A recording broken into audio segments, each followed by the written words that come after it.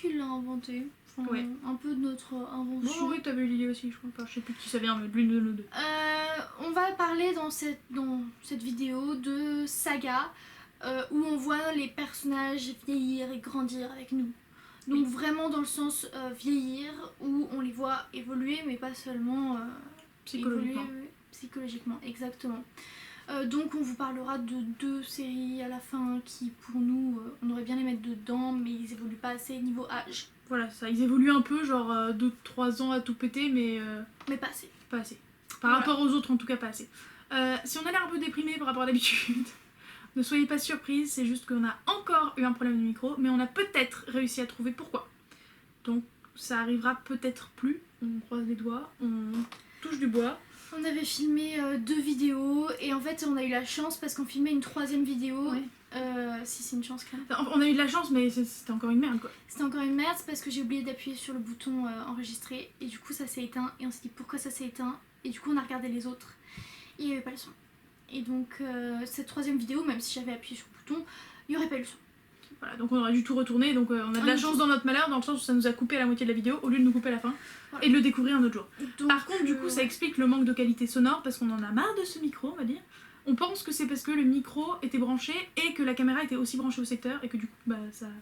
Mais ça même marche après, on a essayé sans brancher la caméra, avec juste le micro, ça n'a pas marché non plus. Donc on comprend pas, si vous avez des idées, je sais pas si vous y connaissez, mais peut-être... Vous saurez pourquoi. Parce qu'on a essayé la dernière fois, c'était avec mon micro que ça avait bugué. Et elle avait jamais eu de problème avec le sien. Donc maintenant, on a fait avec le sien. Et ça a merdé aussi. Là, ça a merdé. Du coup, j'avoue que tout à l'heure, j'étais à deux doigts de pleurer. Hein, oui, parce moi que aussi. on essayait en fait, pour l'autre vidéo, donc on vous en parlera dans l'autre vidéo. On a essayé de la remonter pour pouvoir vous la refaire en sachant déjà ce qui allait se passer, entre guillemets. Mais on n'a pas réussi, donc voilà. Bref, revenons à nos moutons. On commence par Gardien des cités perdues de Shannon Messenger aux éditions Lumen. J'arrête pas de vous parler de ce livre-là que j'adore, enfin de cette saga tout simplement. Vous l'avez vu avec moi, vous l'avez vu avec Clémentine. C'est Sophie Foster qui...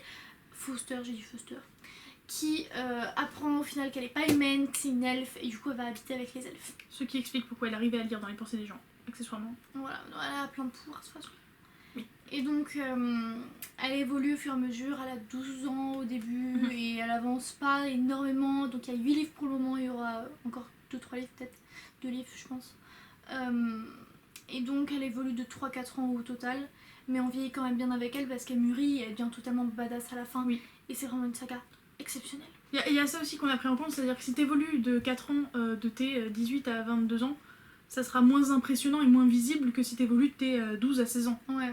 Donc c'est pour ça qu'on a pris cette série-là et pas d'autres, par exemple, où le changement serait plus tard. Voilà. Sachant que on précisera à chaque fois si nous-mêmes on a grandi avec ou pas. Là, en l'occurrence, c'est pas le cas. Non, parce que j'ai commencé il y a 2 ans, 3 ans, et j'ai lu pratiquement tous les tomes d'un coup, et après je les ai attendus 3 ans, je crois. Ensuite, moi je vous présente Entre Chien et Loup de Mallory Blackman aux éditions Milan dans la collection Macadam. Ça, c'est une très vieille édition, vous trouverez probablement en librairie et tout, avec des visages. C'est un monde parallèle, si on peut dire ça comme ça, où si t'es noir, c'est trop bien, trop de la balle et tu fais partie de la haute société évidemment, et si t'es blanc, bah t'es qu'une grosse merde. Voilà, pour la faire courte. T'es l'esclave quoi. Ouais, il y a un peu de ça. Enfin, en gros, c'est notre monde poussé à l'extrême et en inversant les couleurs de peau. C'est quand même pas à ce point-là notre monde-là, j'espère. Quand même. Et du coup, on suit une romance entre une jeune femme noire et un jeune homme blanc. Qui se sont rencontrés parce que la mère du jeune homme blanc était la nourrice de la jeune femme black. Et voilà. Et entre le premier et le 3e tome, parce que moi le 4e j'aime pas trop le compter parce que clairement c'est pas vraiment dedans. Il est pas vraiment dans la série. C'est la suite, quasi directe, hein, mais je sais pas, il dénote du reste, bref. Il y a 20 ans entre les deux. C'est-à-dire qu'au début ils sont ados, jeunes adultes, et à la fin bah, ils sont beaucoup plus vieux, 20 ans plus vieux. Et du coup bah, il y a une évolution. Donc ça colle dans la thématique et en même temps, c'est pas le genre de saga avec lesquels on évolue en même temps que les personnages, parce que eux évoluent beaucoup trop vite. Ouais. Notamment, ils évoluent de 15-20 ans en un tome, le 3e. Donc voilà, c'est pas possible. D'ailleurs, petit aparté, si on vous a fait cette vidéo, si on a eu cette idée de vidéo, c'est parce que nous on adore ces sagas-là avec lesquelles on grandit, et on s'est dit que du coup ça vous permettrait de les lire vous-même, de vous donner des idées pour vous. Ouais, de vous conseiller. Mais aussi, si vous avez dans votre entourage des enfants ou des préados qui aiment la lecture, ça serait un cadeau génial que de leur permettre de grandir avec une saga. Parce qu'au final, là, on a pris toutes celles qui correspondaient à ces catégories, et au final, on les a toutes aimées. Et oui, petit truc que j'ai pas précisé, Laurine les a lus récemment, donc clairement elle a pas grandi avec. Récemment, il y a 2-3 ans. Hein. Oui, mais voilà. Et moi j'ai pas grandi avec non plus, dans le sens où j'ai enchaîné les 3-4 tomes. Les 3 tomes, mais parce que le 4 est sorti bien plus tard, je crois, quand j'étais au collège, malgré le fait que ce soit très dur et assez violent psychologiquement et physiquement parlant. Mais du coup, je les ai bien enchaînés au collège, donc j'ai pas vraiment grandi avec, mais je les ai lus près. Ensuite, L'Épouvanteur de Joseph Delany aux éditions Bayard, qu'on a lu toutes les deux. Que toi tu as lu plutôt au collège, que moi du coup j'ai lu après. Mais je les ai pas tous lus parce qu'il y a 13 tomes environ et je me suis arrêtée au 7ème, toi au 5ème. Donc c'est l'histoire d'épouvanteurs qui sont un peu, pas les justiciers, mais genre c'est eux qui repoussent les forces du mal, genre gobelins, sorcières, etc. etc. Et donc il n'y a que les 7e fils de 7e fils qui peuvent l'être. Et Tom, le personnage principal, est en formation pour en devenir un. Et on le voit évoluer au fur et à mesure des années, de son évolution, de son parcours, de sa formation, de tout ça. On voit qu'il est de moins en moins naïf. On voit qu'il grandit, il vieillit, il apprend, il retient. Et il fait plus les mêmes erreurs. Il y a ce truc là aussi de... Il y a plein de bouquins où ils apprennent des trucs, mais on constate pas qu'ils retiennent ce qu'ils ont appris. Et là, pour le coup, oui. Si. Là, on voit qu'après, il fait plus la même erreur. Sinon, il serait mort 15 fois. Et il doit avoir 11-12 ans au début, je dirais. Et à la fin, on sait pas parce qu'on n'a pas fini la série, mais on sait qu'il évolue bien. Ouais, moi je l'imagine bien à 18 ans à la fin. J'espère. Ce serait cool. Bien. Comme disait Laurie, moi j'ai pas grandi avec, je les ai lus en fait au CDI, parce que le CDI de mon collège je les avais. Et du coup, j'ai été à jour, fut un temps.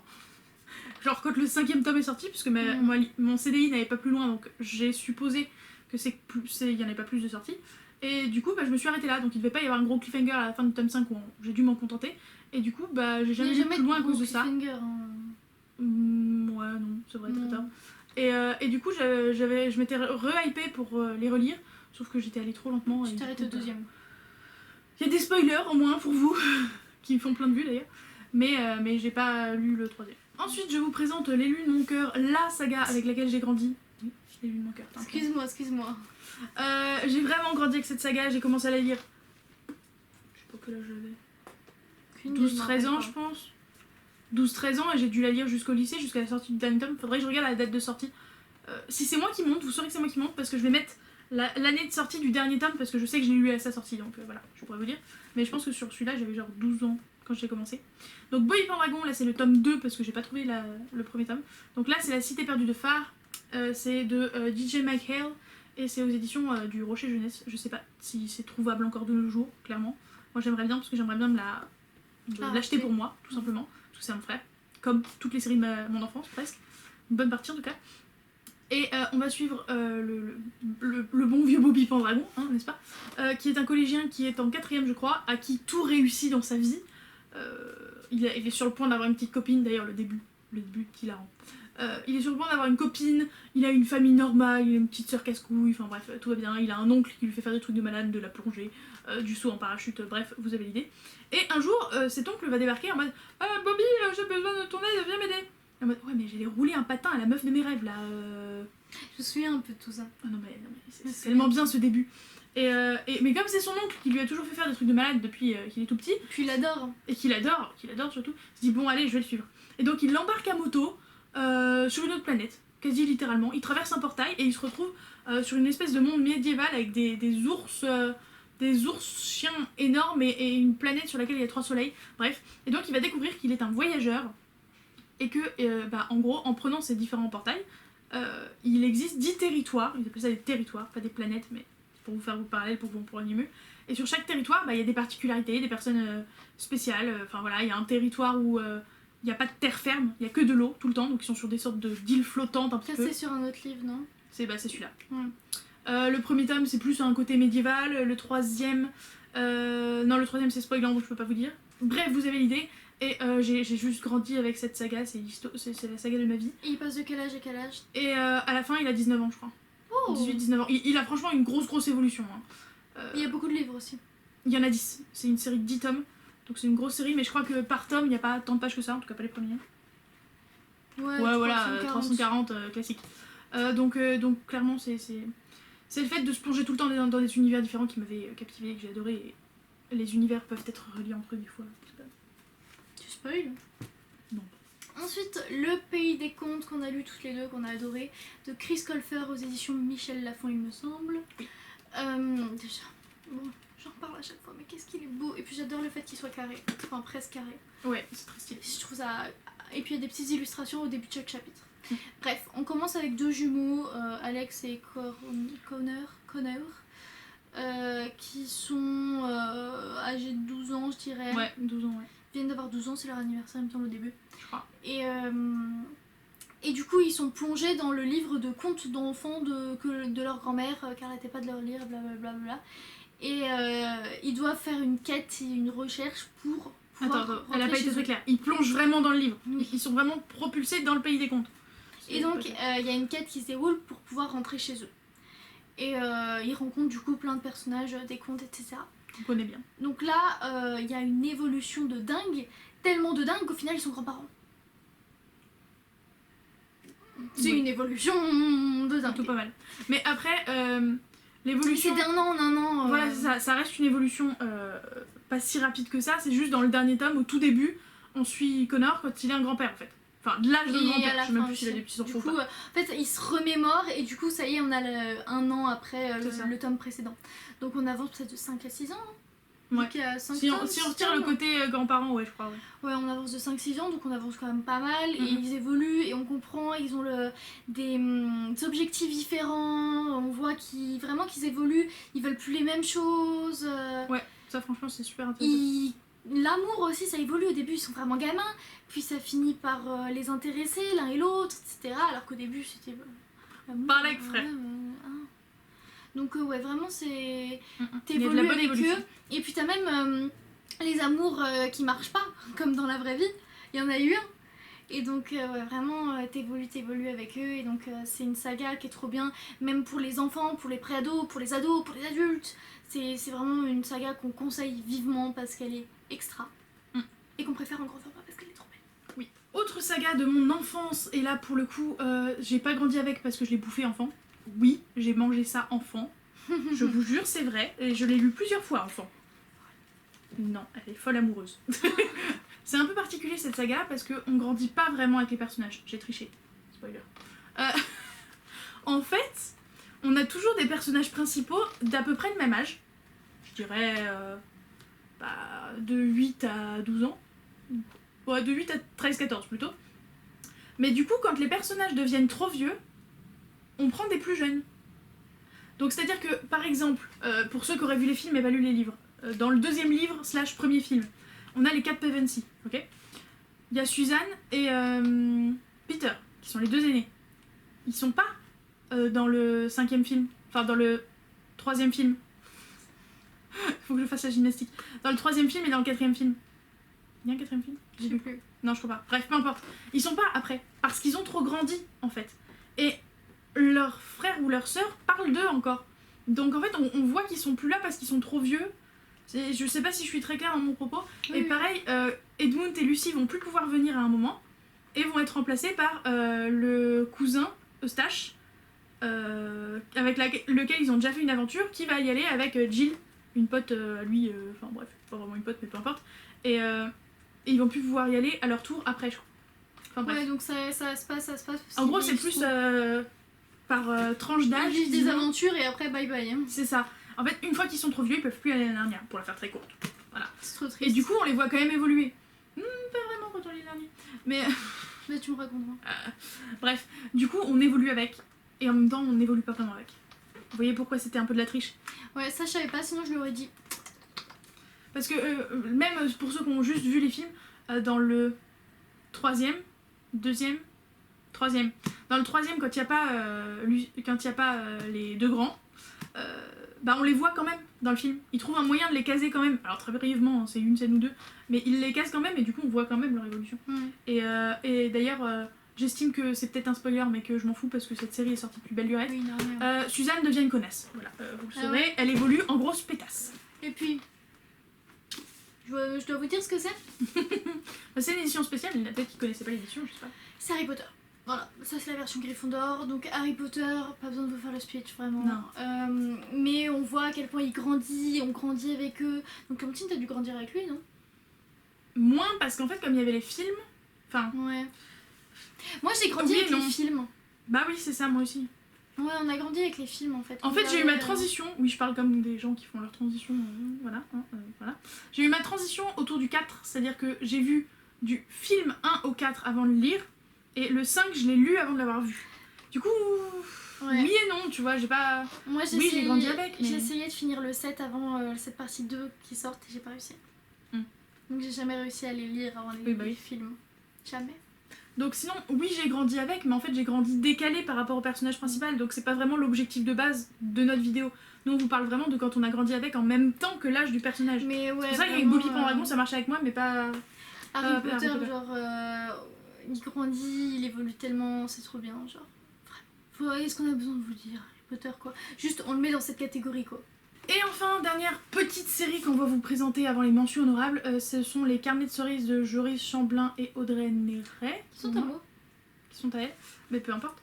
Aux éditions Soleil dans la collection Métamorphose, exact. Pour la faire courte, Cerise, c'est une petite fille au début, je lui donnerai 8-9 ans je crois, qui veut devenir écrivaine et qui du coup va avoir le conseil d'écrire à propos de ce qui l'entoure, de ce qu'elle voit, de ce qu'elle observe, de son quotidien, etc. Elle écrit un journal un peu intime. Voilà, et du coup elle écrit une sorte de journal et on va la suivre dans ses péripéties. Alors clairement, c'est pas le journal d'une petite fille qui ne fait rien de sa vie, hein. Voilà, il se passe des trucs, elle va voir des gens, alors, elle résout des mini-enquêtes. Avec maman. Voilà, c'est ça. Elle résout des mini-enquêtes et tout, c'est très sympa. Mais surtout, alors pareil, on n'a pas lu la fin, donc on peut pas vous confirmer à 100%. Mais pour moi, au début, elle a genre vraiment 8-9 ans, et après, elle finit à 12-13 ans, tu vois. Donc il y a une petite évolution quand même. À confirmer, parce que comme on vous dit, on n'est pas allé plus loin que le deuxième tome. Mais j'ai vu les couvertures des autres tomes, et elle grandit avec. Enfin, bref, elle grandit, vous avez compris. Les mentions honorables. On a 2 mentions honorables, une chacune. Moi, je voulais partir. Moi, je voulais partir. Allez. Je voulais parler de Vampire Academy, comme d'hab. Ils sont dessus de sa tête. Voilà, il est rouge là. Donc, oui, Vampire Academy, il y a quand même 6 tomes. Donc... De Richami, de éditions Castelmore. Oh, oui, voilà. Je vous en parle tellement souvent de toute façon. Donc, Rose, qui est une vampire, qui doit protéger sa Moroi, Lisa, qui est sa meilleure amie. Et donc, il y a une académie, tout ça, elle se forme, elle veut battre contre les méchants vampires, etc. Et on voit totalement son évolution parce qu'au début c'est quand même une petite conne qui a fugué. Ok. Au début c'est une petite conne qui a fugué quand même. Et au final elle finit par avoir son diplôme, à être une vraie vampire, à être badass. Tu nous as tous spoilé. C'est pas vraiment du spoil. Tu dis qu'elle va finir sa formation à l'école quand même. Hein. Oui, bah elle pourrait mourir entre temps. Je sais pas. C'est l'héroïne. Bref. Et donc ouais, en 6 tomes, je sais pas il y a combien d'années qui se passent, peut-être 3. Mais je trouve qu'elle a quand même une belle évolution, mais c'était pas assez sur le temps pour Clémentine, vu qu'elle commence à genre 15 ans. Et pour exactement le même argument, moi il y a Eragon qui évolue je pense de 15 à 20 ans, mais on a estimé que c'était pas assez. Et surtout, c'est pas assez jeune en fait. Il y a le côté pas assez jeune et il y a le côté on sait pas s'il a tant évolué parce que les circonstances ont fait qu'il avait pas le choix. Comme Katniss dans Hunger Games. Voilà, comme Katniss dans Hunger Games par exemple. Ou parce que bah il a vieilli. Et comme on pouvait pas trancher, c'est que c'était pas assez important, assez poussé pour que ça soit dans la vidéo. Du coup, il s'agit d'Eragon, enfin la saga l'héritage, parce que j'en ai marre que tout le monde appelle cette saga Eragon, ça s'appelle l'héritage, bordel. Donc la saga l'héritage, parce que voilà, il évolue de 5 ans. Donc pour le pitch très brièvement, c'est un jeune homme fermier un peu fauché avec son oncle et son cousin qui trouve un œuf énorme. Et en fait c'est un dragon, et donc il va devenir dragonnier, sauf que il va falloir qu'il se forme, et surtout que le roi ne sache pas qu'il existe, parce que le roi est le seul dragonnier encore existant, et du coup bah, ça pourrait retourner sa royauté, voilà, surtout que c'est pas le meilleur des rois. Autant vous dire que bon, on sait ce qui va se passer après. Bref, tout ça pour dire que pareil, donc pas assez d'années d'évolution, parce que quand on passe d'ado à jeune adulte, le choc est pas si grand. Enfin, que entre gamins et adultes quoi. Voilà, on espère que cette vidéo vous aura plu, ce petit concept, que vous aurez eu de nouvelles idées, que vous connaissiez pas tout, que du coup, ce que vous connaissiez pas, ça vous intéresse, que ça vous donne envie. On vous souhaite de joyeuses lectures. Mettez un... J'en ai pas heurté moi. On reprendra le pouce là. On est désolé si on était moins funky et moins en joie et moins excités que Il y a d'habitude. la chaleur aussi. Mais entre la chaleur, le fait qu'on tourne pour la deuxième fois cette vidéo et qu'on sait qu'en plus on en a une autre avec laquelle enchaîner, qu'il est tard, qu'on a faim, qu'on en Ça peut fait plus, plusieurs heures qu'on filme. et que je pense qu'on a commencé à filmer à 17h, il doit être quoi, 20h? Ça fait plus de 3 heures qu'on filme, pour rien du coup. On est désolé. Donc on est désolé si on était moins funky que d'habitude. On a mis la vidéo plus funky à tourner après pour que ça aille potentiellement mieux. Voilà. Bref, Mettez un petit pouce en l'air. et un commentaire. Et puis on vous souhaite de lecture. Ciao.